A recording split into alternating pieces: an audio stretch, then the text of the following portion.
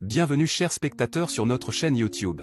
Aujourd'hui, nous allons aborder un sujet fascinant, Pearl Harbor, l'erreur fatale du Japon. Vous êtes-vous déjà demandé ce qui a poussé le Japon à attaquer la base navale américaine lors de la Seconde Guerre mondiale? Dans cette vidéo, nous explorerons les événements qui ont conduit à cette attaque dévastatrice et examinerons les conséquences sur l'issue de la guerre. Restez avec nous jusqu'à la fin pour découvrir les secrets cachés derrière cette décision tragique. N'oubliez pas de vous abonner à notre chaîne, de liker cette vidéo et de laisser vos commentaires.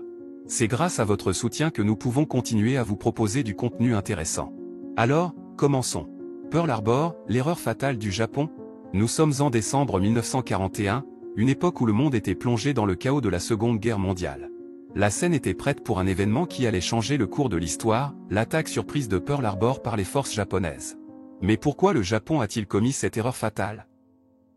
Pour comprendre cette décision tragique, nous devons remonter quelques années en arrière, à une époque où le Japon cherchait désespérément à étendre son empire en Asie.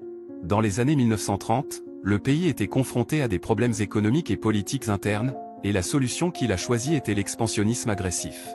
Le Japon a envahi la Chine en 1937, déclenchant ainsi la guerre sino-japonaise.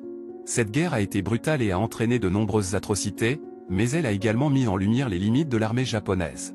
Les ressources étaient limitées et l'Empire japonais avait besoin de matières premières pour continuer sa guerre.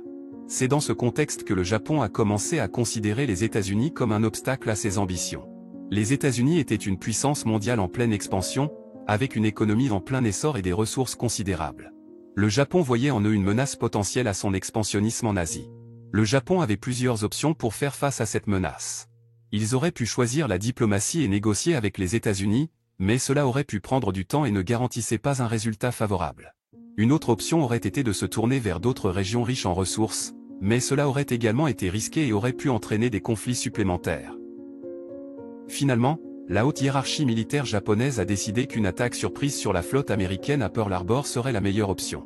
L'objectif était d'affaiblir la flotte américaine de la région du Pacifique, ce qui donnerait au Japon le temps nécessaire pour consolider ses positions en Asie. Le 7 décembre 1941, les forces japonaises ont lancé leur attaque sur Pearl Harbor. Les résultats ont été dévastateurs. La flotte américaine a été gravement endommagée, de nombreux navires ont été coulés et des milliers de soldats américains ont perdu la vie. Cette attaque a précipité l'entrée des États-Unis dans la guerre et a été un tournant majeur dans le conflit. Maintenant, avec le recul, il est clair que l'attaque de Pearl Harbor par le Japon était une erreur fatale.